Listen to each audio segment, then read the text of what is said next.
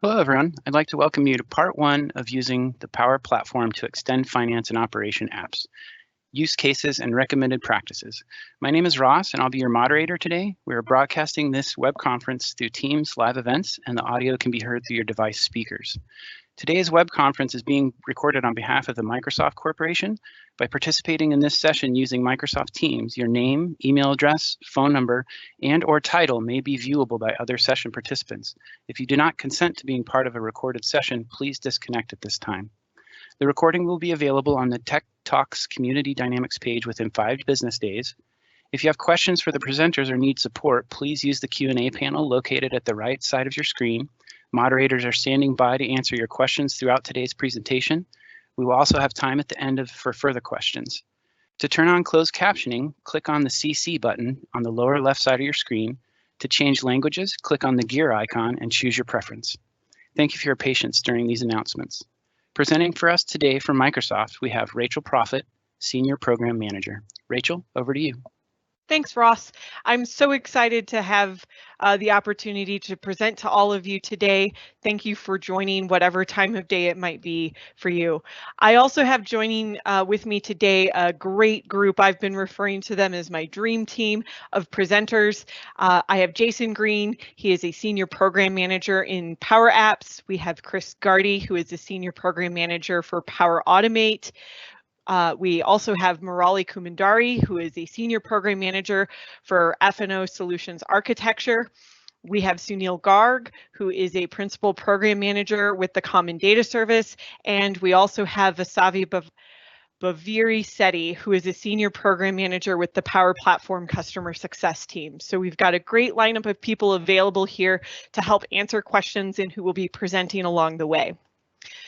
For those of you who don't know me, again, my name is Rachel Proffitt. I've got my contact information up here on the screen. Feel free to reach out to me with any questions or suggestions that you might have for this exciting series that we've got started. You can reach me on Twitter at Rachel Proffitt or find me on LinkedIn. And you can also follow my blog at dynamics365lady.com. So taking a look at what we're going to talk about today, we have compiled 90 plus examples to share. And these use cases and scenarios are not a full list of what you could do. We're just hoping that these use cases and scenarios will help get you excited and get you started on your own journey with extending finance and operations by using the Common Data Service, Power Automate, Power Apps, Power Virtual Agents, and more. Towards the end of the session, we're going to finish off with a look at the Application Lifecycle Management story for the Power Platform. So with that, let's go ahead and dive right in and start taking a look. We're going to get started today by talking about the Common Data Service. So I like to think of the Common Data Service as the heart of the Power Platform. And when you start with the Common Data Service, I like to think that the rest of the platform will just kind of fall into place, so to speak. We're going to touch on dual write, virtual entities, data integrator, and industry accelerators. So starting out with dual write has been available for some time now. And for those of you who are not familiar with the dual write framework, it's built in F&O and designed to work with the Common Data Service. It provides near real-time bidirectional integration between finance and operations and the Common Data Service. You can use it with your human resources application as well if you deploy the human resources application on the same CDS as your customer engagement apps, or if you connect your F&O environment dual write directly to the same CDS where your human resources environment is deployed. You will want to use the dual write framework in scenarios where the data is needed in the CDS or possibly in another external application. It's important to note that when you use dual write, it is duplicating that data into the database behind that Common Data Service. It's important to note that there are some differences in behavior of the Common Data Service when you install and use the dual write framework, such as the money data type, the data effectivity, currency, and unit conversion behaviors. The platform comes with a variety of tools to help you manage the mapping, errors, alerts, and a variety of other things. We've compiled a variety of learning resources that will help you get started on your journey, and you'll find those on the links in the bottom of all of the slides throughout this presentation. We've also prepared an appendix of additional resources above and beyond the resources and links that you'll find at the bottom of the page here. So next up is the virtual entities. Virtual entities are a new feature that was just released as a part of 10.0.12 with PU 36. And there are a lot of benefits and reasons why you'll want to use virtual entities. I like to think of these virtual entities as a game changer. And I've been super excited about this feature coming. So with the new virtual entities feature, it exposes all of your public data entities and all of your F&O data into the common data service. There are a number of ways that you might use these virtual entities once that data is available in the CDS. One thing that's important to note about these virtual entities is that it does not actually copy the data, so we're not duplicating the data into the CDS. We're just making it available through the Power Platform. So a few examples of how customer engagement users might be able to leverage virtual entities here are viewing credit information. So instead of synchronizing data over to the common data service, we could create and extend the sales app, for example, or the customer service app to include additional information about accounts such as credit limits, collection letters, and so on.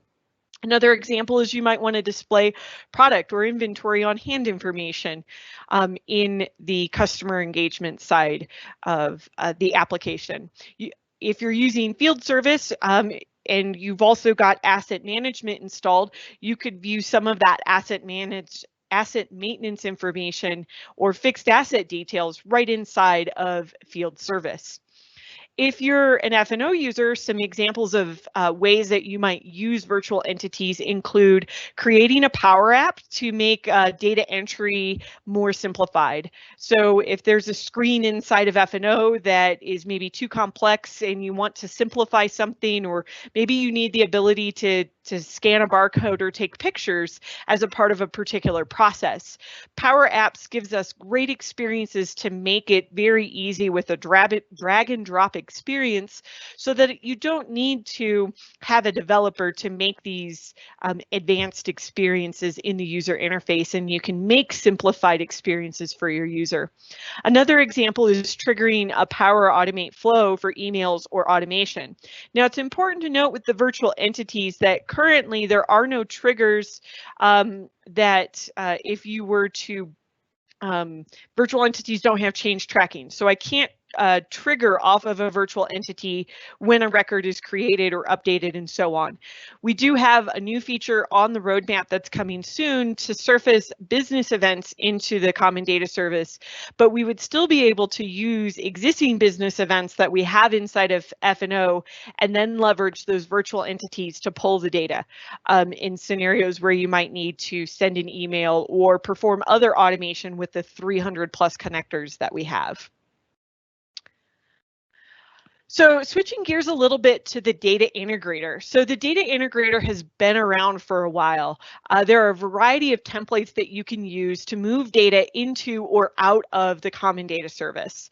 One thing that's important to note about the data integrator is that it is a one-directional integration tool that is asynchronous. So you run it on a batch process, much like we run batch jobs inside of finance and operations. You can set the frequency for each project of how often you want that to run. There are also connectors with Data Integrator for other apps like Salesforce and SAP, for example, if you have integration scenarios with other applications. So this can be really powerful and useful in scenarios where you need to connect another application by using the common data service. With the prospect to cash and field service integration, which are the two of the examples of the templates that I've put up here, you can quickly and easily start integrating your customer engagement data with your finance and operations data. So it's quite flexible, and there's a lot of templates. Kind of what's listed out here are the entities and the direction of that mapping. So for example, sales in CE map over to F&O, but products from F&O go into CE. So again, remembering that it's one directional, which is a big difference between the dual write functionality. Again, you'll find some more links down here at the bottom to get to help you get started on your journey with using the data integrator. Now, switching gears to industry accelerators, we've released 9 different industry accelerators. One thing that's important to note about these industry accelerators is currently there are no out-of-the-box integrations with F&O. It doesn't mean that you cannot leverage or use or get a lot of value out of these accelerators, though. If you are an organization or you're implementing as a partner for an organization that is in one of these 9 industries, and I have slides to talk about them all, it's important to note that you can leverage these accelerators to make it easier to develop your solutions quickly. So each of the accelerators includes a different package of inside of the solution, and I've kind of outlined at a very high level what's included, and I've included links at the bottom where you can learn more about exactly what's inside of each one of these. So taking a look first at the automotive accelerator, it includes entities like deals, fleets, warranties, and test drives. Inside of the package and the solution, when you install it, it includes the data model that includes all of those entities and many more, plus some Power BI dashboards, a Canvas app, and some model-driven app samples. If you use the banking industry accelerator, it includes entities like banks, branches, loans, and financial products. The data model is also included there, along with some sample apps and dashboards. One of the great or unique things about the insurance accelerator is that it is designed and integrates directly with Dynamics 365 sales. It includes a variety of entities again, and it can be used for both producer and agency management. The data model, sample apps, and dashboards again are included. The next 3 accelerators that we have are the healthcare, higher education, and K through 12. So with the healthcare accelerator, we include entities like patient, practitioner, and related persons. The data model is included along with a variety of sample apps and dashboards. With higher education in K through 12, these are 2 great examples that are leveraging the Power Apps portals functionality. So the higher education includes a student portal, and the K through 12 includes 2 portals, one for parents and one for students. Both include the data model as well as sample apps and dashboards. The entities are very similar, but there are some differences. So in higher education, you'll find things like internships, scholarships, grants, and accomplishments, while K through 12 includes additional entities for educators, donors, behavior management, and attendance management. The last 3 industry accelerators I want to talk about are nonprofit, manufacturing, and media and communications. The nonprofit accelerator includes entities like constituent management, fundraising, awards, program delivery, and impact tracking. The data model includes a variety of entities along with 8 model-driven apps to help manage different aspects of a nonprofit organization. Along with that included our dashboards and some data integrator templates. For the manufacturing accelerator, it includes entities like supplier onboarding, API onboarding, and supplier management consoles. The data model includes a lot of additional entities, and there is a sample portal available with this particular accelerator as well. There's also a variety of dashboards available. With media and communications, it includes entities like event and venues, sports management, ticketing, advertising, sponsorships, guest interactions, and loyalty programs. There are 5 sample model-driven apps included with this, as well as a sample portal and a variety of dashboards. I do encourage you all, if you're interested in the industry accelerators, to take a look at the links that we've provided here, but also be sure to register and join us in part 11 of our series when we talk more about these industry accelerators. I'm going to go ahead and hand it over to Chris now, who's going to talk a little bit more about Power Automate. Thanks, Rachel. Hi, folks. I'm Chris Gardy, a program manager on the Power Automate team, focusing on F&O scenarios, specifically workflow and alerts within finance and operations. So Power Automate is the low-code, no-code solution that enables you to build workflows between your favorite apps. Power Automate leverages over 300 connectors to provide event-based triggers that can start those flows and actions that can be called from those flows. In addition, Power Automate flows can be started manually on request, started at a certain time, or started on a recurring schedule. Power Automate has a growing selection of templates as well that can provide an easy starting point for building common flows, and there's templates for a number of the scenarios that I talk about here.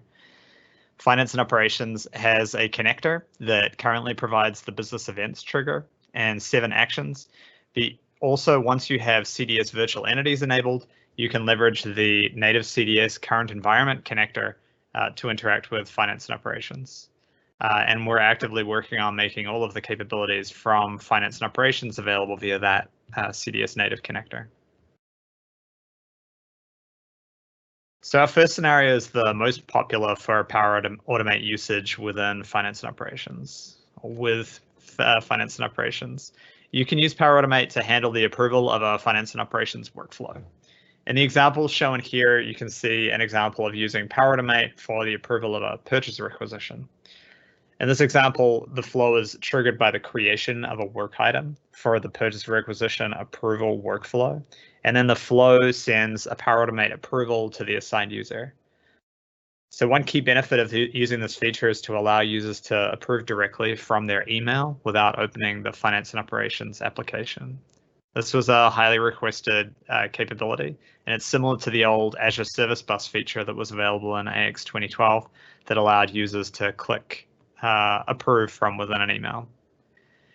You can also use that flow to perform a variety of additional actions outside of the system using the 300 plus connectors.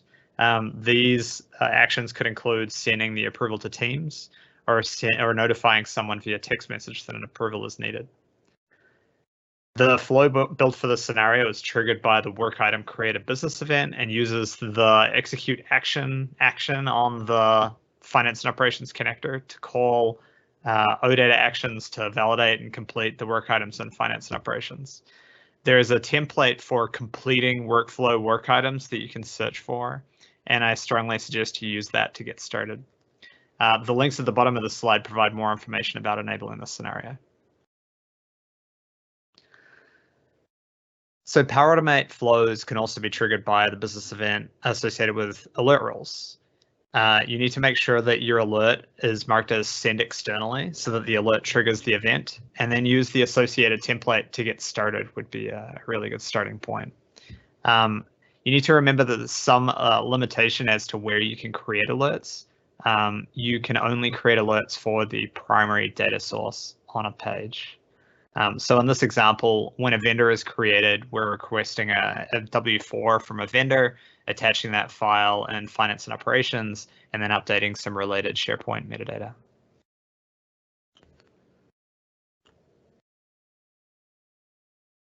In this next example, you can enable the flow to be manually triggered. So these instant flows are very useful for repetitive tasks where you can't create an alert rule or there isn't a business event associated with it. So for now, you need the user to manually click a workflow button in the Power Automate app, and you can share the flow with them so that they can do that. We're also working on a new feature that will add a Power Automate menu button into the Finance and Operations forums, and that will list instant flows related to the current record you're on, so that you can quickly and easily execute instant flows directly from within Finance and Operations. Thanks, Chris. So taking a look at some more examples of how you might use Power Automate. In this example, we're going to primarily look at inbound flows. So here we have a few examples where you can use Power Automate to make things happen that are coming into finance and operations. In other words, the trigger that starts this Power Automate flow is happening outside of F&O by using one of the 300 plus connectors that we have available. So I've kind of split this out into the basic CRUD operations for create, read, update, and delete. Although I haven't put a specific example in here for deletion, it is a possibility that you can do delete actions as well. So we've identified a few key scenarios by industry. So looking at the first scenario with retail schedule software. In this particular example, we're assuming that we're using some sort of third-party retail software that sits outside of finance and operations. So someone in the retail store is going to create a schedule for that particular store of when the workers need to come in. And as a part of that process, the retail workers and shifts are retrieved from finance and operations and provided into this third-party application. And then after it's completed, an approval process could be spun off using Power Automate to capture that approval. It's important to note that when you're using the get a record, you can use Power Automate to query records in any of your public entities. So one of the things that you'll want to consider is using OData filters, sorting, and other query actions on the specific flow task inside of your Power Automate flow so that you're not retrieving all of the records. In the second scenario, we're using a manufacturing lab test result. So in a manufacturing scenario, again, maybe I'm using an external lab management system, and the test results are actually recorded in that system. It might be automated or maybe manual with some user interaction involved in that lab management system. There may even be some IoT devices that are capturing data like temperature readings, for example. So we're assuming in this example that there are related quality orders that exist inside of F&O. And as those test results are recorded in that external lab management system, we want to reach out and update those related quality orders with the test results. And then those quality orders could be validated inside of finance and operations, and the inventory blocking could be released. In the third example, we have a service industry example. So with this one, we're indicating that a service contract is won. Again, we might be using some sort of external system, and it could even be a manual process where contracts are created, maybe in a SharePoint site, for example, and when that status is updated in SharePoint or some other system to indicate that the contract is won, we need to create a new project inside of finance and operations.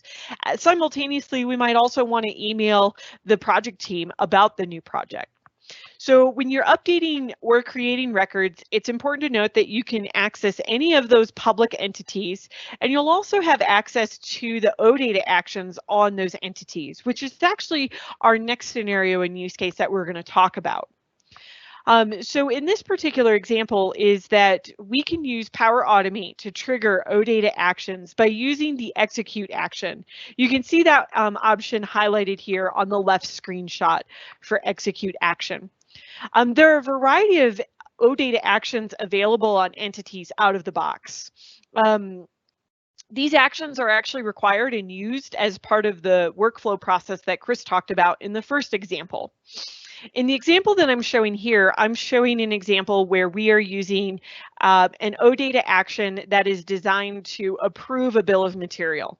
So we might be executing this action after some sort of approval process or email has happened outside of the system in previous or even later steps as a part of this, and we want to update and approve that bill of material in the system. Basically, when you think about an OData action, it's a method that is on the OData entity, and you have the ability to extend existing entities or create brand new entities with these OData actions. The key there is that you'll want to decorate those methods with the sys OData action attribute. You can see an example of a very simple one here, and where the comment says do something in the picture, that's where you would write your code that does whatever the action is that you want to perform in the system automatically. It's important to note that custom OData actions can optionally take parameters as well. So the basic process is outlined here. You'll create a flow and add a step, and you could add multiple steps before you get there, but you'll need to search for the Dynamics 365 bin and ops connector. Then you'll select the execute option, which is what you see in the left-hand screenshot, and then you'll need to select the instance from your drop-down box. This is where you're choosing like your dev, test, or production environment, for example. The next thing is the drop-down box of the action, and that's where you'll see the full list of all of the OData actions that are available in the system. The additional attributes that you see here are going to be specific to the OData action that you're calling. So in my example, this bill of material approval example has company, the BOM ID, and it also wants you to pass in the personnel number of the person who is approving this particular action. So another way that we can use Power Automate is to create custom business events. There are a variety of business events that are not specific to workflows or alerts that are already available out of the box, but you also have the ability to extend the system and create your own custom business events. The first two examples that we looked at, again, for workflow and alerts, were also examples. There's a set of these, like I said, that are provided out of the box, and a few examples of how we might make custom ones include automating production processes, month-end, or procurement. So when we take a closer look at the production processes, I might make a business event when a production order is started, finished, or when a BOM is approved, just as a few examples. If I'm trying to automate my month-end processes, I might create a business event that's triggered when a period is closed, when a task is completed or created inside of the financial period close workspace, or when a consolidation is performed, or when a journal is posted. There are many ways that I could use these business events to trigger events and be the starting point of my own Power Automate flow. With procurement, the three examples that are shown here, these are actually three examples that are included out of the box when a purchase requisition is approved, when a purchase order is received, and when a vendor invoice is posted. The links that we have down here will show you a variety of additional examples and use cases for business events, and I encourage you to check those out. Again, like I said, we have a new business event feature on the roadmap for the Common Data Service, which will expose the F&O business events and virtual entity data changes via the native Common Data Service current environment connector. If you're interested in joining the private preview for those, you can join the Insider program, and there's some links at the end of the deck to help you get started on that journey. Next up are some scheduled flows. So scheduled flows, you can think of these as very similar to like a batch job. So in F&O, if we have custom logic that needs to execute on a specified interval, maybe daily or nightly or weekly, we oftentimes will create custom X++ classes that extend the batch framework and allow us to schedule those jobs. Another way that you could consider approaching those requirements is by using a scheduled flow. A scheduled flow allows you to set up and define a schedule of the frequency that you want something to happen, whether that be once a day, at a certain time of day, or hourly, or every so many minutes.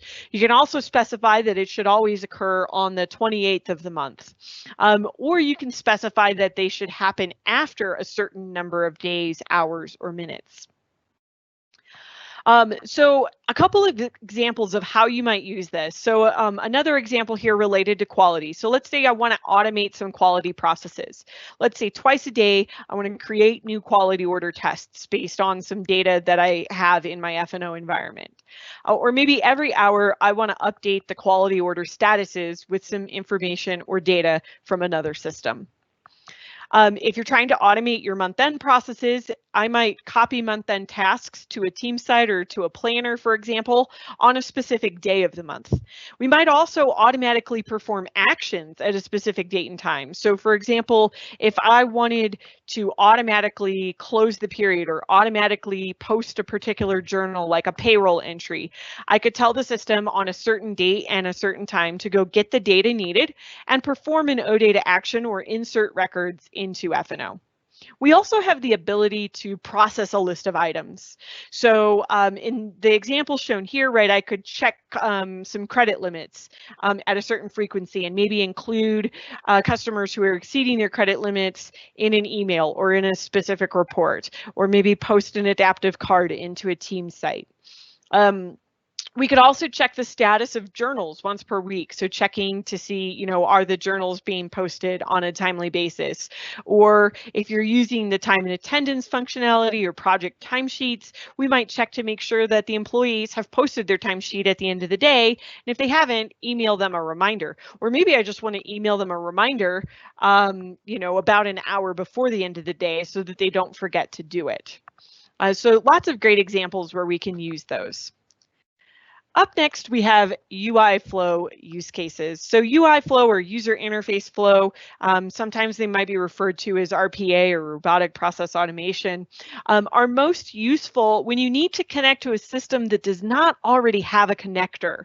You can also use them for inbound scenarios in F&O where there's not a data entity, for example, but you'll need to use extreme caution and consider security, as the UI flow will run and impersonate the user, and you may also run into issues if you try to run an inbound flow to F&O as an unattended flow.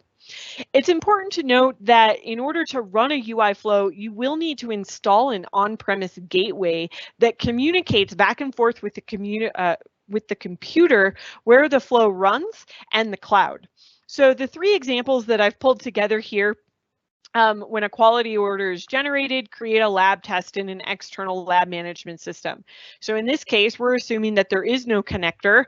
Maybe it's a cloud-based system, or maybe it's a legacy on-premise solution, and there is no connector to get to that. So we can record the steps and the clicks and pass in the data that needs to be input into those various fields in that system to create those records. When a voucher is posted, we could post that in another ERP system. With recruiting system hires, let's say you've hired a worker from a referral, and now I need to go and create a worker and a referral bonus. And maybe part of that is inside of F&O and maybe part of that lives outside. There's a lot of possibilities and flexibility. It's important to note that you know, it's not an appropriate use of Power Automate for really high volume transaction scenarios. Just like we don't suggest using OData for large volume integrations, the scenarios that we've presented today are also not a good fit for large volume scenarios. So you'll need to consider the size and type and frequency of data that we'll be passing through. Again, we have a variety of links available here to help you get started. Now we're going to switch gears and talk a little bit more about Power Apps. There are three key types of Power Apps that we're going to be talking about. Canvas apps, which are those low-code, no-code, drag-and-drop approach to app development. Model-driven apps, which are more component-focused. And the Power Apps portals, which again are a low-code, no-code approach, but for these, we're building external websites to surface out to users that are external to your organization. So starting off with a few Canvas app use cases and examples. So in this particular slide, we've kind of broken it down into three key ways that you can embed or launch a Power App from the finance and operations applications. So the first example is by embedding into a workspace. So for this example, let's say I'm using Dynamics 365 Human Resources. I could create a Canvas app for an employee referral program and embed that right into the employee self-service workspace. If you've got a complex process for onboarding new customers and doing credit applications with your salespeople, this could be another great example where they're out in the field and using a Canvas app on their phone or on a tablet, gathering information about these new customers, and then going through a review and approval process. And that app may be embedded as well inside of the finance and operations workspace. Another great example is quality order test results. So we talked a little bit when we were talking about the common data service where maybe the user interface needs to be more simplified and it needs to be easier to enter those test results. So you could create a new Canvas app that makes the entering those quality order test results very quick and easy.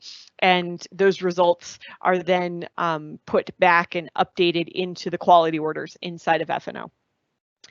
Another way that you can embed a Power App or a Canvas app into finance and operations is to put it directly into a fast tab. Oftentimes, if you're going to put it on a fast tab, you're going to do it on a specific page. So, for example, if I wanted to show MES information for a production order, I would want to embed that app directly on the production order details page and show them the F&O production order information along with some additional information about the MES system. Another example is showing contract information for a project directly on a project, or showing telephony information on the customer service dashboard. It's important to note that oftentimes when you're using this embedding into a fast tab, that you'll want to pass a piece of data. We do support the ability to pass one piece of data from the record that you have selected in a Power App, or sorry, in F&O to the Power App when you're embedding those. Another way is that we can launch a Canvas app from the Power Apps button, which you'll find in the upper right-hand corner.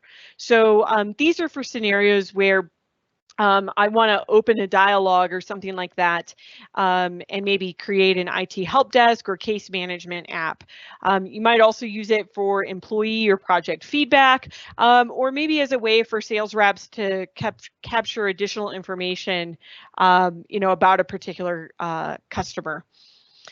Another kind of honorable mention scenario that's not on the slide here is that you do have the ability as well to extend and create a button on any form to launch a Power App, or to extend a page and add a Power App's host control if you wanted to embed a Power App somewhere else. You can actually see in the screenshot on the right, this new product setup kind of pane that you see here is actually a Canvas app that has been embedded into a workspace by using a Power Apps host control. So I'm going to go ahead and hand it over to Jason, who's going to talk a little bit more about some more Power Apps examples. All right, thanks, Rachel. So hi, everyone. I'm Jason Green. I'm a senior program manager on the Power Apps team. My focus is more on the F&O web client, but I also cover embedding Power Apps. So I'm going to start today by showing you a few examples of Canvas apps and how you can use those to extend the application. So this first example came from a customer. What they wanted to do was be able to create a product on the fly as a sales order or a quote was being created, which isn't something that we can do, that we offer out of the box. So what we did was we created a Canvas app and we added it to a few forms. So it went on the sales order form, the sales quote form. It utilized that Power App button that Rachel just mentioned so that the Power App opened in a slider dialog. And so what this Canvas app does is it allows the user to type in a product and it will look it up through an external database. This could be a vendor catalog. In this case, it's a UPC database. And then once that information is retrieved, the app kicks off a Power Automate flow that goes through the standard data entities to create and configure the product on the F&O side.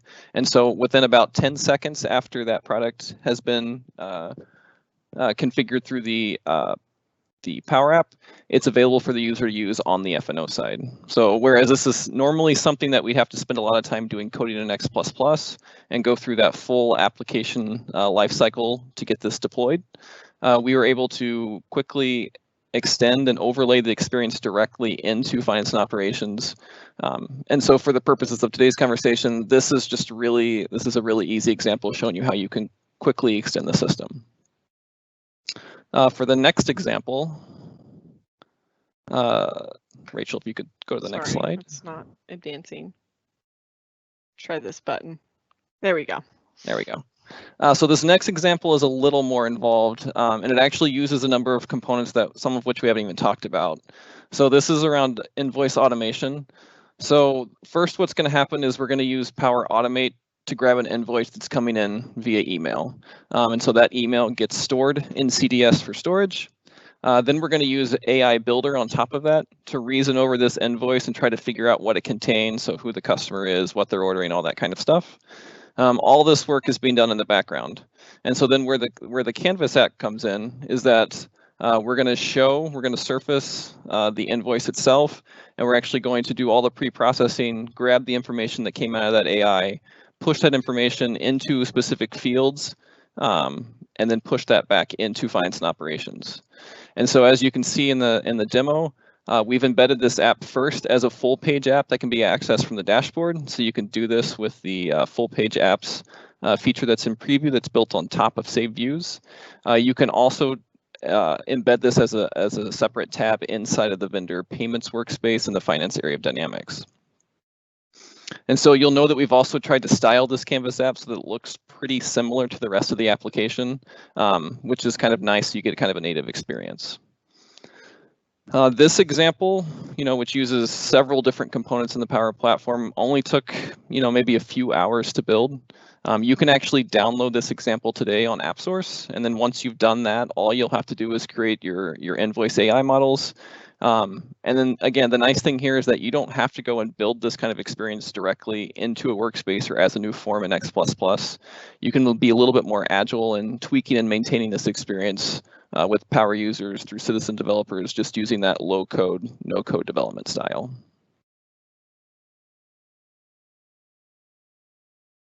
All right, so we're going to shift gears a little bit and switch from from Canvas apps into a different type of Power App that you can create called model-driven apps. So these apps are a little bit different. They don't have that pixel perfect placement of components like you get with Canvas apps. They're more built based on metadata, and they're kind of process driven. And so with these apps, you'll utilize the same platform, the same tools that you use to develop within the customer engagement application. So things like sales, marketing, field service.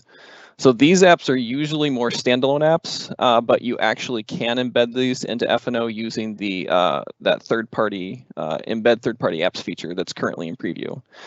You can also, if you want, you could extend F&O directly to put buttons or links in F&O that will open up these apps in a new window or tab.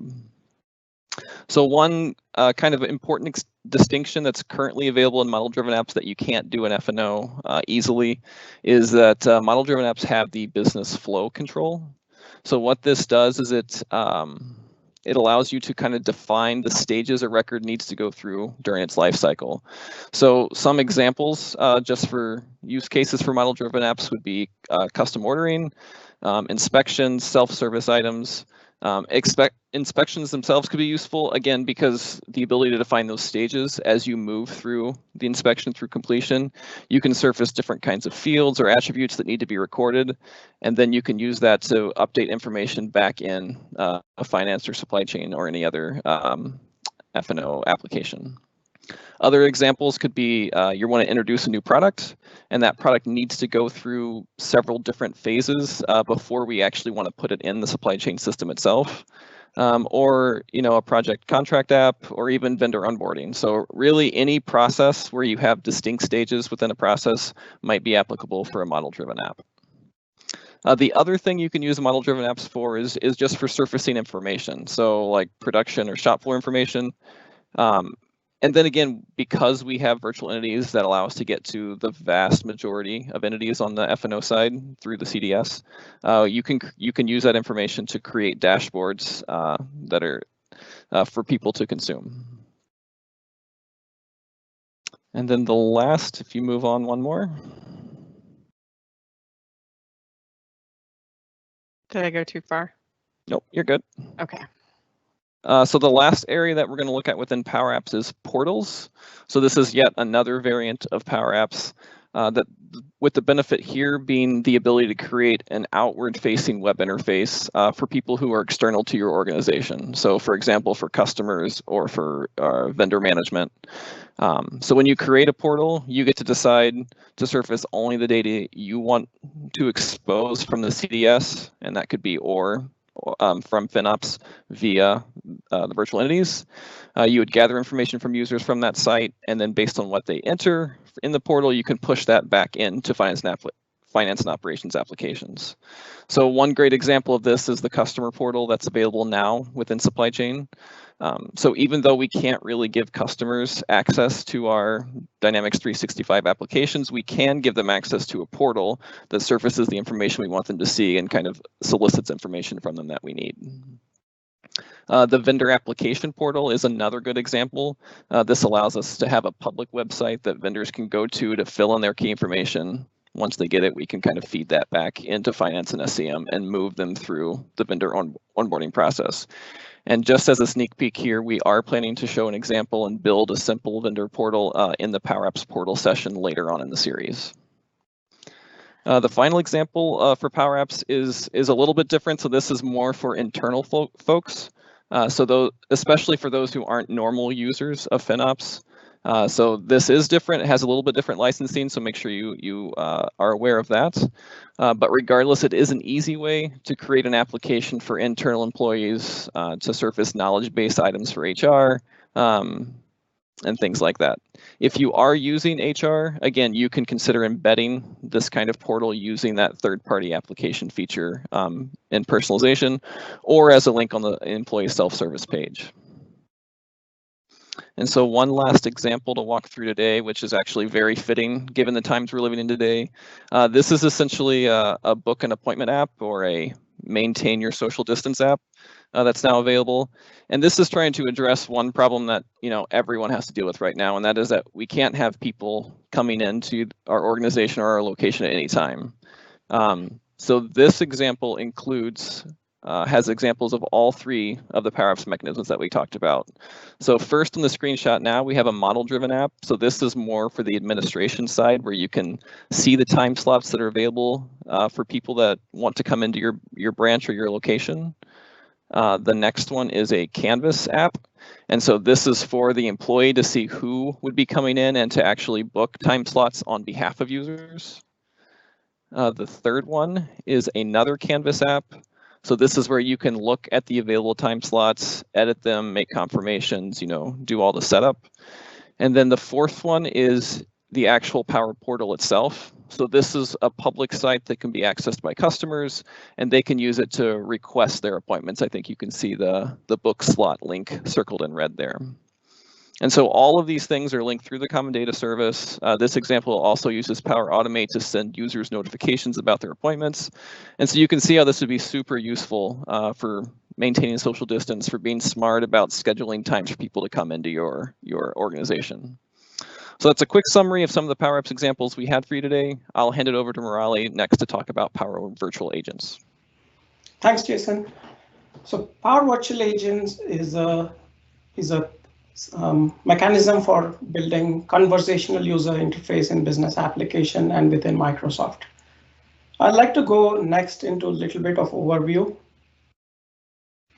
Rachel, if you can go to the next slide. So it's built on top of a Power Platform. So basically the data that you save and topics and content are all stored in the Power Platform on CDS. It integrates with thousands of connectors using the Power Automate. So when you want to take an action on behalf of a customer with a chatbot, it then invokes the Power Automate, and it can then connect to FNO and other connectors that are available. And it's also built on top of bot framework. So basically, if you wanted to use it in different channels like web chat or Teams or any other mechanisms, then all the channels that are available from bot framework are available to Power Virtual Agents. And in addition, it can also is available in 20+ languages. So not just English, but 20+ machine translated languages. So the model understands different languages as well. So let's look at a few use cases for where Power Virtual Agents applies next. So one of the biggest use cases for Power Virtual Agents is in e-commerce space. So basically on e-commerce, when a customer wants to chat with a retailer, you can embed a chat experience from Power Virtual Agents on the retail website. And you can configure this to actually launch on at specific times or specific trigger points. So for example, you don't want to expose the chat on your entire website, but you want to do it on specific pages, or when the user is moving between specific pages, or it can be done based on number of visits to a page as well. So imagine a user has stayed on a product page for quite a number of times, or has he waited for some amount of time, you can do that as well. And then if you have a retailer, for example, you're based in US and you have an international visitor coming into your website, you could also trigger a proactive chat based on a condition like that. Similarly, when you trigger a proactive chat, you actually want the specific topic to be triggered. So Power Virtual Agents also provides an ability to directly trigger specific topics so that you can actually take the user to the right topic immediately. So for example, say I had $400 in my cart and there's a free shipping offer available with say $450. In such a case, you could actually trigger the topic for free shipping, and you can then provide an offer to the customer to add the products and engage with them. Similarly, the customer's context when they are logged into e-commerce, the context of the customer and who they are is completely passed to Power Virtual Agents. So you don't have to prompt the user to log in again within the Power Virtual Agents. And then the content pack, so you could ship with content packs for different retailers have different business processes. So with this content pack, you can customize this for your business needs. And these are available as a solution pack. And you can connect with headless commerce APIs or retail commerce APIs using Power Automate as well. Let's look at next set of use cases. So we talked about procure to pay is one of the big scenarios. So right from when an employee raises a requisition to all the way when the actual payment lands, there are cases in procure to pay where the virtual agent can play a big role. So it could be a virtual agent that's facing the employee, helping them to find out where their requisition is, or it could be a virtual agent facing the vendors. So let's look at like these two use cases a little bit more in the next slide. So a lot of organizations have an employee self-service portal. Now, this could be a self-service portal that's part of F&O, or you could have an external portal that you've built.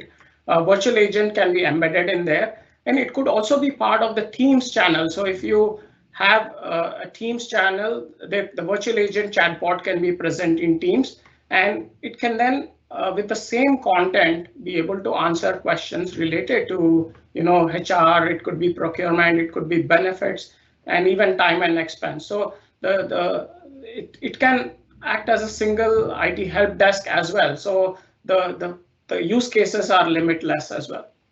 Similarly for vendors, so if you had a vendor portal built or a vendor collaboration portal, you could expose a chatbot built by Power Virtual Agents. It could answer queries on various topics that are related to vendors, like what are the vendor onboarding terms and agreements, or it could be whether the goods that have been shipped by vendor have been received, or it could be questions related to invoice matching and payments as well.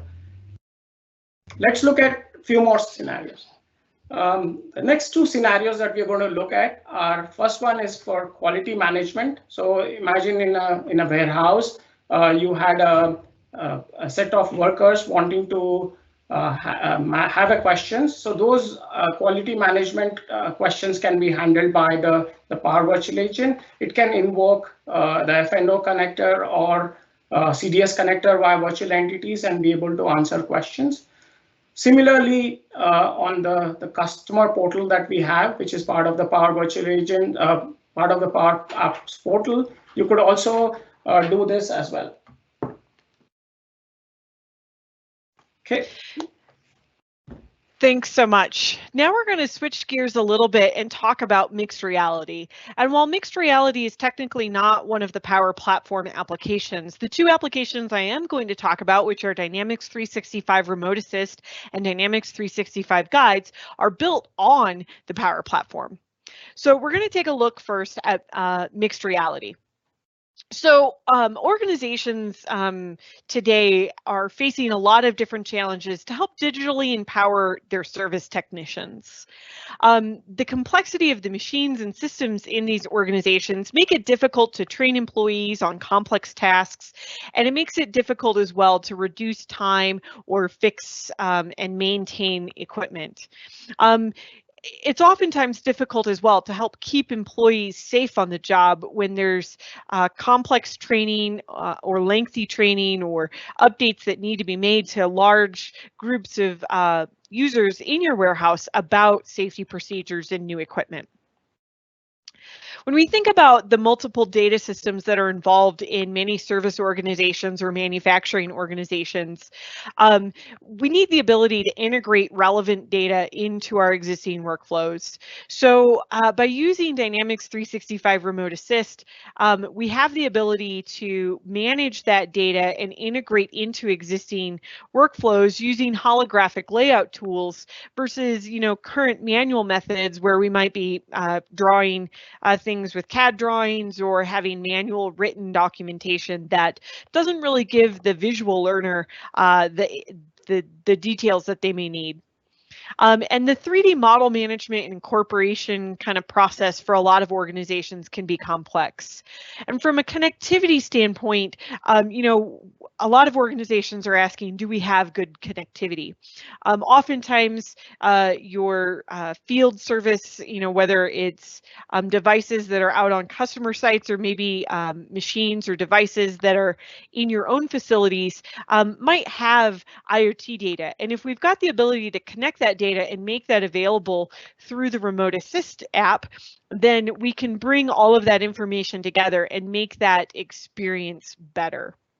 And when we think about the changing workforce, in today's workspace, onboarding this new generation of employees can be a time-consuming task, and transferring knowledge from the aging workforce, again, can be difficult because they may not have the time to do it, or they may not have the resources and documentation that's required to effectively train those employees.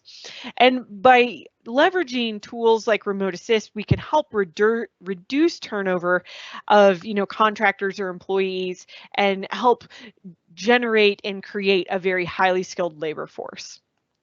So taking a look at some use cases of how I might use Dynamics 365 Remote Assist with finance and operations. So in the first example, we have a commerce example with contactless shopping and service. In this example, we might use Remote Assist to collaborate with store personnel for purchasing help. This might be useful in scenarios where you're selling complex items and maybe the store personnel where you have high turnover are not as skilled or have the detailed answers to some of the questions that your customers may come up with. Another example is having the ability to collaborate with a service technician for customer service examples. So maybe a customer has called in and they're having a problem with their device or their piece of equipment, whatever it might be. And by having that ability to use Remote Assist to collaborate with someone remotely who does have that knowledge and expertise, it can help create better customer service experiences. In the second pillar of examples, we've got internal quality and production outage type scenarios. So in a manufacturing or a warehouse environment, we may need to collaborate with remote personnel. Maybe the engineer who designed and installed that equipment isn't in the facility and can't be right there to help. We might need our safety managers and officers in the warehouse to be monitoring and adjusting safety procedures. And by using Remote Assist, we can kind of see what's going on and what's happening real time. We can also use it to train those new users on the equipment and so that they're familiar with how to run a particular production process or a quality process, for example.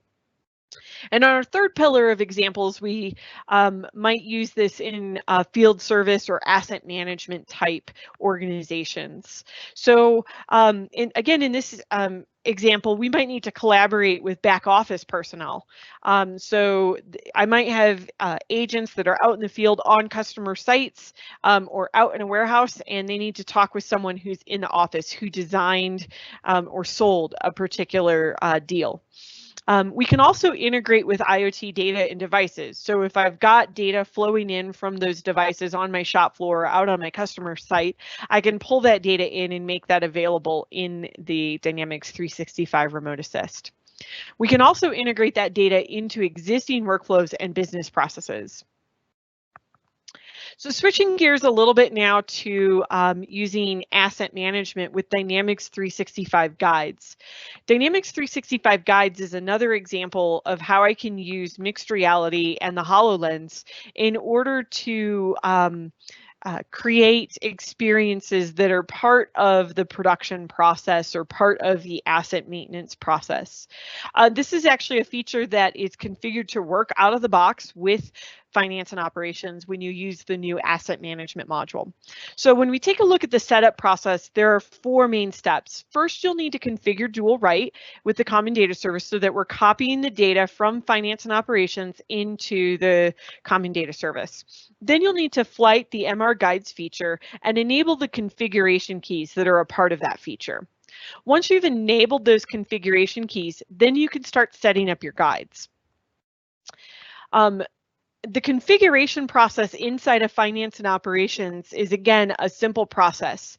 You'll need to create those guides by using a PC to create the details of that guide, and then you'll use the HoloLens to place the actual holograms. And if you're not familiar with what a hologram is, to simplify it a little bit for you, the holograms give you reference points on a machine or you know, where a particular tool cabinet might be to help with the spatial recognition when you're actually wearing a HoloLens device. And so once you've created your guides and added in your holograms, then you can go into finance and operations and create a maintenance checklist template. After you've created that template, you can see here in the screenshot on the associated guides grid, this is where you'll click the Add Guides button in order to link the guide to that particular template or to that particular step. Once you've done this, you can start creating and processing those work orders from inside of Dynamics 365 Finance and Operations and have the ability to open the Dynamics 365 guides that are related to those particular checklists. Now, this particular scenario, again, is available out of the box, but there are some additional scenarios where you might be able to extend finance and operations to leverage the power of Dynamics 365 guides. In the first example is a manufacturing execution guide. So in this example, there would be kind of 2 key extension points. You would first create an extension to add a guide to the operation instructions. There is an out-of-the-box feature today that allows you to create operation instructions that include text and pictures or even videos as an example, but you could extend the solution to allow a guide to be added to those operation instructions. Then on the actual job card device or job card terminal, you would extend the actual device or terminal page so that the guide that is linked to that particular operation is displayed so that the user can put on the HoloLens and pull up the proper guide and start processing that particular production step. In the second example, we could use guides to help with your quality order or your inspection process. So in this example, you could add an extension that allows you to link or add a guide to a test or a test group, depending on what your business requirements are and how many different instructions you might need. And then you could add another extension to the actual quality order page that allows you to see the guides that are related to the test or test groups that you've selected on that particular quality order. That way, the quality management personnel can quickly and easily open that guide again from the HoloLens. So switching gears gears to our last kind of scenario or product area that we're going to talk about today is Dynamics 365 Customer Voice, which is formerly known as Forms Pro. So Forms Pro capabilities have been expanded in the new Customer Voice application to be a simple yet powerful feedback management solution. Customer Voice enables you to capture customer feedback instantly and engage the right people at the right time across different channels, and it allows you to leverage surveys personalized for your audience. It doesn't have to be just customers. It could be vendors, employees, or anyone in your organization. By using these, we can accelerate the time to capture that information by using the templates that are available out of the box. Customer Voice will also help you integrate your data with Dynamics 365 customer records for deeper customer insights. All of the data captured in a survey that you build is stored directly in the Common Data Service. And when data updates are made to those surveys or you create new surveys, automatically every response is stored, giving you an always-on kind of measure of audience perception. In addition to Dynamics 365, Power BI, Power Automate, and Power Apps all integrate with Customer Voice to deliver a holistic, connected experience. Customer Voice drives action by helping you deliver real-time feedback based on the customer feedback that you gather. And Power BI helps you visualize your feedback insights. And by using Power Automate, we can enable automatic response triggers. So when I get a response, I can tell the system what I want to have happen. Finally, Customer Voice gives you full control over your data with the ability to store your survey responses and integrated data in your own data center. So taking a look at some specific use cases that I can do with Customer Voice and finance and operations. So I've separated the examples into 3 pillars for collecting, analyzing, and automating business process. So when we think about collecting data, I might want to collect data or information about shipping quality or product quality. I might also want to send out a survey that gets a Net Promoter Score from my customers after they've opened a ticket or had a return or they've received their item. When I think about how I might want to analyze my data and the types of surveys or things that I might include in my Customer Voice feedback, is the ability to analyze customer sentiment, review individual responses, or trends over time on a particular survey. So when I'm analyzing trends, I might look at trends of responses from different demographics or regions of users, or I might look at trends based on who their customer service agent was that helped them when they called in, for example. And when we think about automating processes, there's a lot of different ways that we could automate a process. So I could notify product and shipping managers when there's a problem. So maybe someone filled out a survey and gave some negative responses and the sentiment wasn't very positive. I could tell the system to automatically notify certain people in the organization with an email, or maybe I put those into a SharePoint list or into a Teams channel so that they can start to take action on that information. We also have the ability to send surveys automatically. So if I want to automatically trigger a survey to be sent when something happens in the system, I can use my business events or my common data service to be that trigger for when I want to send a survey. And when that trigger occurs, I can add another step into my Power Automate flow to say, send this particular survey. And because we can integrate with Power Automate, that means I, again, have all the connections to all 300 plus connectors that are available. So taking a look at some more specific examples and use cases, in this first one, we're talking about quality checks. Quality checks could mean a lot of different things depending on the type of industry or organization that you work in. So if you're a retailer or a distributor, you might want to check for quality on the delivered services.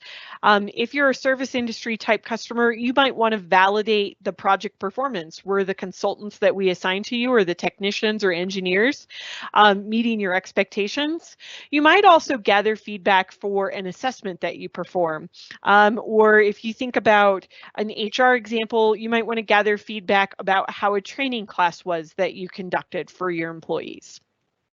So when we think about how we can embed these experiences into finance and operations, you can embed a Forms Pro or a customer voice survey as a third-party web app through the personalization toolbar.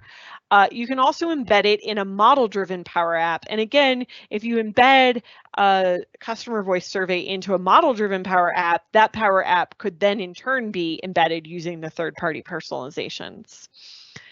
You could also add a link to a workspace or extend and create custom buttons, or you could just make a mashup of survey results with F&O data using Power BI. So you could take your F&O data plus the CDS data with those survey results and create Power BI dashboards, which then could be embedded or pinned into finance and operations. When we think about the automation experience here, I could use Power Automate to automatically send from a CRUD update or a CRUD operation that happens on a virtual entity. I could create a business event and use Power Automate to say when this happens, automatically send a survey. I could create a button extension to call custom logic, or I could automatically update F&O when I get the response. Another example is around employee satisfaction. So you might send out surveys to your workers, especially if you're using the human resources application, to get an annual pulse about their benefits. Are they happy with the benefits? What do they think? What's missing? What would they like to see? You could also use it as a way to manage self-evaluations. Although Human Resources does have a performance review and goals feature, you might want employees to fill out a self-evaluation that's included as a part of that process. So you could have them fill out this survey, send it to them automatically, and then put the results in a Power App, a Canvas app, for example, and embed that Canvas app directly into the reviews page, into a fast tab, for example, inside of Human Resources. You might also do like a quarterly feedback where you're checking in about the manager and seeing how manager is doing, or like new hire orientation, like a check-in after 90 days. When you're embedding into Human Resources, you can embed as a third-party web app through personalization. You could embed in a model-driven app the same way, or you can add a link to a workspace through personalization or through the Human Resources parameters. When we think about the automation experience, again, very similar. I might use Power Automate to perform updates on the CDS, which will then in turn update Human Resources, or I might create an alert rule to trigger a Power Automate flow. You can also automatically update HR directly with response data and mash up survey results with HR data using Power BI. But keep in mind that HR currently does not have the ability to customize or pin Power BI. So those Power BI reports would live outside of your Human Resources application, but you could absolutely add a link into a workspace so that users can navigate out to that Power BI dashboard. With that, we're going to go ahead and switch gears to Application Lifecycle Management. So from an application lifecycle management standpoint, it's very important to note that, we need to manage the ALM for our Power Platform components, much like we would for F&O, but there are clear differences in how the application lifecycle works for the Power Platform. So that's what we're going to dive into now. First, I want to talk a little bit about environments. Environments are containers that administrator can use to manage apps, flows, connections, and other assets. It's up to you when you create an environment whether or not you want to add a database to that environment. And if you choose to add a database, then that becomes your common data service database. If you're just building some Power Apps and flows and you don't need a mechanism to store data, for example, if you're just going to be connecting to F&O directly or HR directly as an example, and you don't need a database, you can create an environment without a database. Environments, you can think of them as a scope for the life cycle of your project, dev, test, prod, and a scope for permission. So you might create separate environments for different purposes, like I'm building a sales app, and that particular environment only has access to salespeople, and the data that's in there is only specific to the data that's required for that sales app. If you're building a portal, you might make a separate environment that's specific to that portal. You'll want to carefully consider this and how many environments make sense. Much like F&O environments, you can also select a region where you want the environment to be deployed. You can create many different environments for different purposes. A CDS environment does come with your finance and operations implementation, but if you're going to deploy additional common data service database environments, it may require additional licensing. So some key facts and things to know about environments. Again, environments are tied to a geographic location that's configured at the time when you actually set up and create that environment. There isn't an ability to move an environment to another geo or another Azure data center. So if you need to move it to a different geographic location, you can deploy a new one and use different ALM tools to copy the database and move it and all the solutions and so on from one environment to another. Environments can also be used to target the different audiences for different purposes. So the examples again of dev, test, prod were the example that I just gave of like a sales app versus a portal. Every tenant comes with a default environment where all licensed Power Apps and Power Automate users are allowed to create apps and flows. This is the environment that's used for citizen developer scenarios.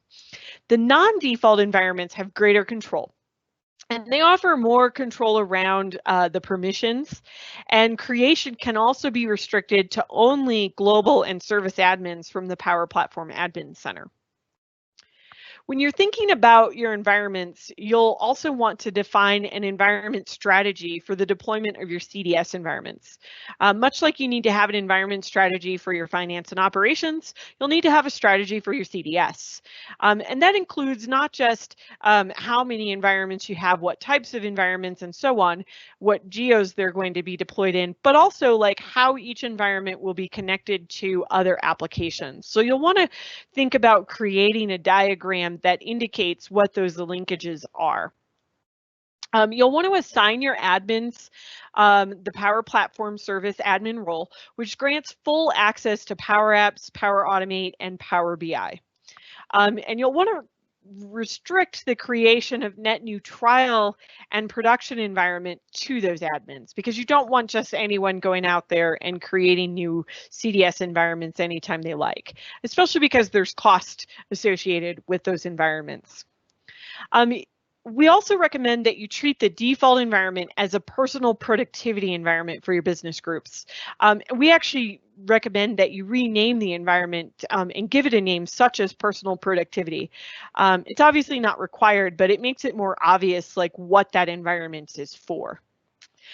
We also recommend that you establish a process for requesting access or the creation of new environments. You might have or need to create new environments again for specific groups or specific applications, and you might have individual use environments that are for proofs of concepts or trainings that you might be conducting in your organization. So switching gears from environments to talk a little bit more about solutions. Solutions are used to package and maintain components that make up one or more Power Apps, Power Automate flows, and Power Virtual Agents. This includes things like portals and UI flows, as well as AI Builder projects that you create. Solutions are created and authored by a publisher as well. And when we think about all the components that go inside of a solution, on the right-hand side, you can see that we've kind of broken it down for you to data models, user interfaces, process code, and other. These are all the different types of things that can be a part of a solution. And it's important to note that there are two different types of solutions. We have managed solutions and unmanaged solutions. Unmanaged solutions are to be used in development environments while you're making configuration changes to your application. Solutions are exported as an unmanaged solution and then checked into your source control system. And unmanaged solutions should be considered your source. While managed solutions are used to deploy to any environment outside of your development environment. This includes your test, your UAT, your SIT, and production environments, for example. Managed solutions should be generated by a build server and considered a build artifact. So, taking a look at some do's and don'ts of your solutions. It's important to note that solutions require a publisher, and the same publisher can be associated with multiple solutions. 2 default publishers are included, which are the CDS default publisher and the default publisher for your organization ID. So that could be like ORG and then followed by some numbers and letters that are specific to your organization. We strongly recommend that you create your own publisher and do not use one of the default publishers. The publisher dictates the customizations, prefix, and the option set values. We also recommend that you use the same publisher in all of your solutions, and it's important to note that when importing new assets through a managed solution, the publisher is who owns those assets. You should only include the assets and sub-assets that have changed or been modified, not the entire entity. Now, if you created a brand new entity from scratch, you would want to include the entire entity. But if you've only changed, a form on an entity or a specific field or added a business process flow, we only recommend including those sub-components or sub-assets that you have actually modified. This will reduce the solution import time and the size and complexity of the solution that you're importing. It'll also reduce the code base that's stored in your source control, and it will help reduce collisions when you've got multiple developers working on assets of a component such as an entity. It's also not recommended to click the Add All Assets button when adding existing entities to your solution. Again, we've provided a variety of links at the bottom to help you get started with your journey in understanding solutions and environments, and you can use these links to help you understand more about the application lifecycle management with the Power Platform. Up next, we're going to switch gears and talk a little bit more about the Power Platform build tools for Azure DevOps. For pro dev experiences, you'll want to use the Power Platform build tools for Azure DevOps. You can use the tools to automate common build and deployment tasks related to Power Apps, Power Automate, and Power Virtual Agents. This includes tasks like provisioning and deprovisioning of environments, the synchronization of a solution metadata, so in other words, solutions between your environments. So when you want to move something between development and your source control or another environment.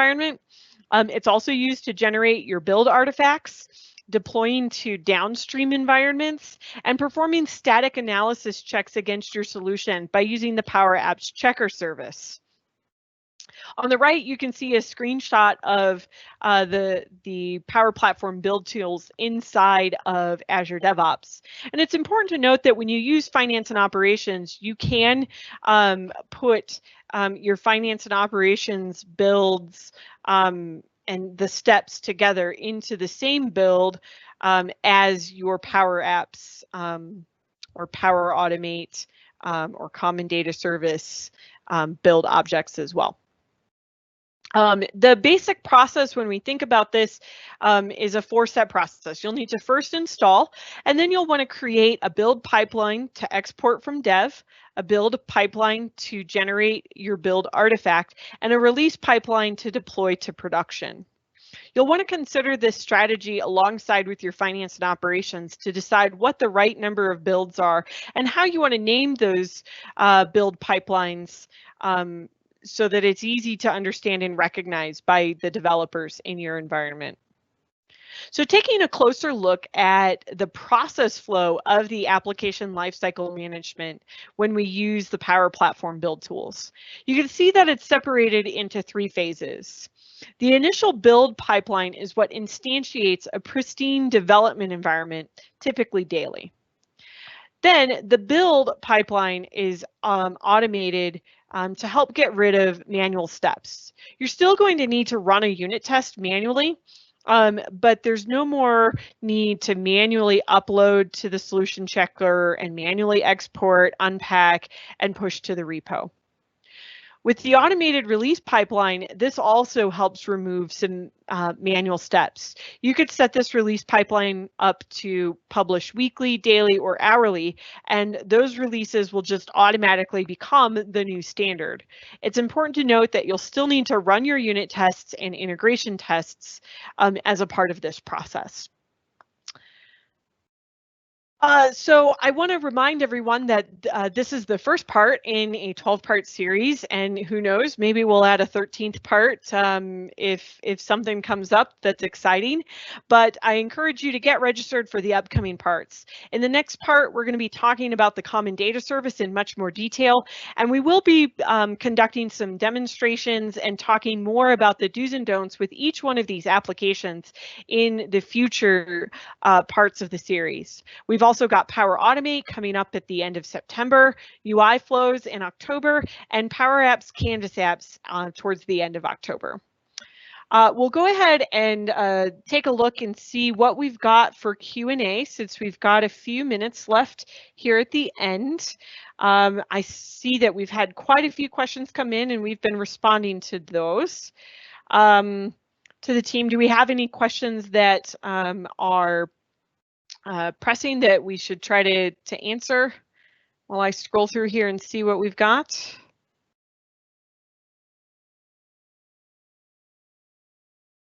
Looks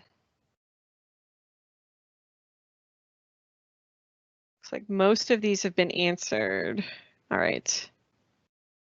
So a question came in, what is required to enable Dynamics 365 Remote Assist? Is there somewhere to sample, test how it works? Great question. So Remote Assist does require some additional licensing to be in place. And in the appendix, I can actually click forward and get to it. There are some slides that we've got at the very end down here, which you'll get in the decks when they're available. There are some links here on the documentation for Remote Assist and for learning it. And there's also a YouTube channel. But if you go to the Dynamics 365 Remote Assist page on the main Microsoft Docs page, one of the first pages there is the prerequisites for installing it, and that will talk through all the details that you might be looking for.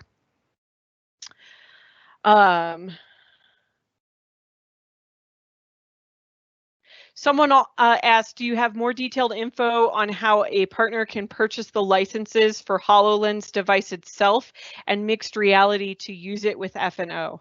So there's kind of two parts to that. Just by purchasing a HoloLens, that will give you access to use a HoloLens, and there's a bunch of apps that come with the HoloLens by default. And to use either Dynamics 365 guides or Dynamics 365 Remote Assist, there is additional licensing that you'll need to purchase. The licensing guide for finance and operations does have some additional information about how to purchase those and what SKUs are needed. So I encourage you to check out that licensing guide.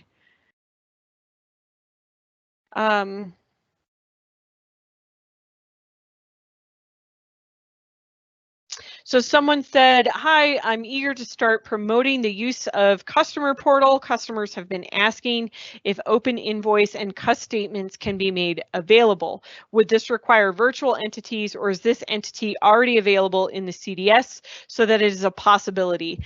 I don't know specifically, maybe Vasavi, I don't know if you know by chance if that particular entity is in the out-of-the-box solution, but I can say for certain you could absolutely use the virtual entities.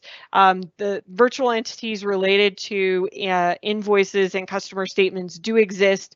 Depending on your needs, you may want to consider creating a new entity that limits the data down further, but you could also do that by creating a view in the Common Data Service through the kind of model-driven app experience. By editing that. Well, when we do the Power Apps portals session, we're actually planning to show how to build a portal and using virtual entities and real entities in the CDS. So you'll get to see some demos of that real time when we get to that session part. So hopefully that answers the question for now.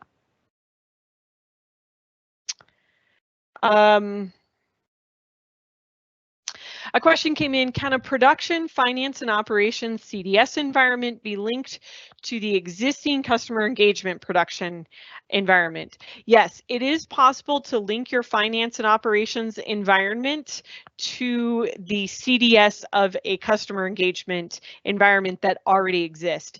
There is a link on the Microsoft Docs website that specifically walks through the steps of how to link to an existing CDS versus deploying a brand new one.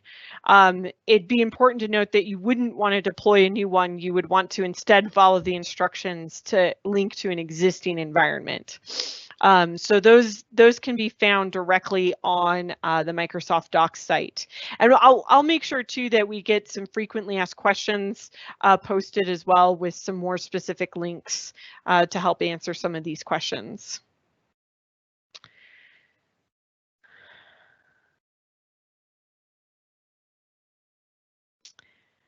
I don't know if we have any other questions here that I see. Does anyone else, did I maybe miss any?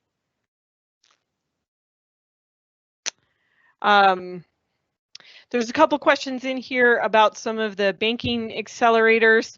I actually don't know the answer to that off the top of my head. I would encourage you to go take a look at the link for the banking accelerator, but I'll also try to follow up and see if I can find more specific answers on that and get that put in the frequently asked questions. With that, I'm going to go ahead and hand it back over to Ross to wrap us up today. I want to thank everyone again for attending and taking the time out of your day to learn about the Power Platform and extending your finance and operations applications. Thank you again. Hey, thanks, Rachel. I've posted a short link to a survey in the Q&A panel. We'd like your feedback on today's session, and we'd like to hear what you'd like to see in future events. The survey scores are on a scale from 1 to 5, with 5 being the highest score possible. Thank you for your participation in this. As a reminder, the recording will be available on the TechTalks Community Dynamics page within 5 business days. This concludes today's broadcast. I'd like to extend a big thank you to our presenters and audience. Please stay safe and have a great rest of your day or evening. Goodbye.